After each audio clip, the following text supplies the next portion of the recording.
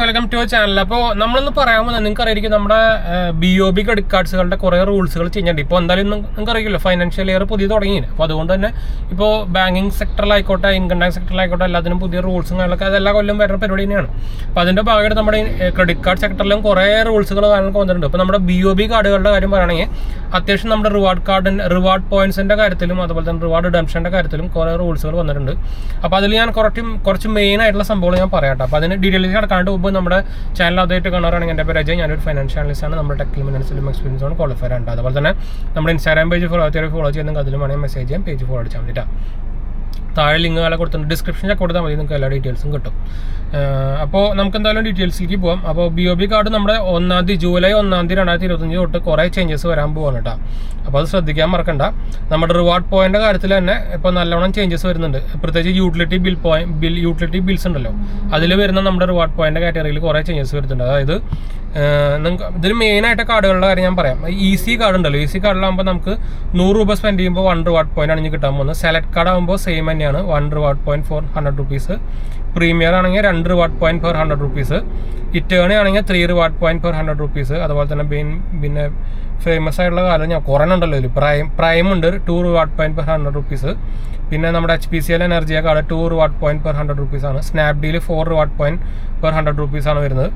പിന്നെ Pragati 1 reward point per 100 rupees. Main എല്ലാം 2 reward point per 100 റുപ്പീസും 1 റിവാർഡ് പോയിന്റ് പെർ 100 റുപ്പീസാണ് മാറിക്കുന്നത് കേട്ടോ. പിന്നെ റിഡംഷൻ്റെ കാര്യത്തിലും ഇപ്പോൾ പുതിയ ചേഞ്ചസ് വന്നിട്ടുണ്ട്. പ്രത്യേകിച്ച് നമ്മുടെ സ്നാപ്ഡീൽ ഉപയോഗിക്കണം. ഇപ്പോൾ ഞാനൊക്കെ ഉപയോഗിക്കുന്നുണ്ട് സ്നാപ്ഡീലിൻ്റെ. മെയിനായിട്ട് റൂപേ കാർഡ് ആയതുകൊണ്ട് തന്നെ ഞാൻ UPയിൽ ഉപയോഗിക്കുന്നുണ്ട്. അപ്പോൾ നമുക്ക് 1% ക്യാഷ് ബാക്ക് കിട്ടുന്നുണ്ടാകും. ഇപ്പോൾ പുതിയ അവരുടെ റൂളുണ്ട്, അതായത് സ്നാപ്ഡീലിൻ്റെ റിഡംഷൻ്റെ റൂൾ ചേഞ്ച് ആയിട്ടുണ്ട്. അതായത് ഇത്ര കാലം നമ്മൾ റിഡീമൊന്നും ചെയ്യേണ്ട, ഓട്ടോമാറ്റിക്കലി നമ്മുടെ ആമസോണിൻ്റെ കാർഡ് പോലെയാണ്. എല്ലാ മാസം ബിൽ ജനറേറ്റ് ആയി കഴിഞ്ഞാൽ 2 ദിവസം കഴിയുമ്പോൾ നമുക്ക് ഓട്ടോമാറ്റിക്കലി ആ പോയിന്റ് നമ്മുടെ ക്രെഡിറ്റ് ആയിക്കോളും നമ്മുടെ റിവാർഡ്. പക്ഷേ ഇനി തൊട്ട് നമ്മൾ മാനുവലി നമ്മുടെ ക്രെഡിറ്റ് റിഡംഷൻ ചെയ്യണം. ഇനി തൊട്ട് ഓട്ടോമാറ്റിക്കലി വരില്ല കേട്ടോ. അതുപോലെ തന്നെ പുതിയ റിഡംഷൻ റൂൾ എന്ന് പറയുന്നത് നമുക്ക് മിനിമം 1000 റിവാർഡ് പോയിന്റ് വേണം, എന്നാലും നമുക്ക് റിഡീം ചെയ്യാൻ പറ്റുള്ളൂ. അതാണ് പുതിയ റൂൾസ് വന്നിരിക്കുന്നത് കേട്ടോ. അപ്പോൾ സ്നാപ്ഡീലിൻ്റെ കാര്യം ഞാൻ പറഞ്ഞിട്ട്, പിന്നെ അതുപോലെ തന്നെ നമുക്ക് ഫൈനാൻസ് ചാർജസും ചേഞ്ചസ് വന്നിട്ടുണ്ട്. അതായത് ഇപ്പോൾ ചേഞ്ചസ് വന്നിരിക്കുന്നത് ഇനി 3.75% പെർ മന്താണ് നമുക്ക് ഇനി ഫിനാൻസ് ചാർജസ് വരാൻ പോകുന്നത്, റിവൈസ് ചെയ്ത charges. Except for BOB card 8 FD പിന്നെ TR BOB കാർഡ് കേട്ടോ. ബാക്കി എല്ലാത്തിനും നമുക്ക് ഇനി 3.75% ഇൻട്രസ്റ്റ് വരാൻ പോകുന്നത്. അതായത് നിങ്ങൾ കറക്റ്റ് ഡ്യൂ ഡേറ്റ് മുമ്പ് ബില്ല് അടച്ചില്ലെങ്കിൽ കേട്ടോ.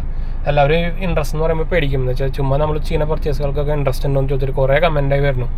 അപ്പോൾ ഇത് ആക്ച്വലി ഡ്യൂ ഡേറ്റിന് മുമ്പ് ബില്ല് അടച്ചില്ലെങ്കിൽ മാത്രമാണ് ഇൻട്രസ്റ്റ്, അല്ലാത്ത പക്ഷം ഇൻട്രസ്റ്റ് ഇല്ല. എക്സെപ്റ്റ് EMI ട്രാൻസാക്ഷന് മാത്രം കേട്ടോ.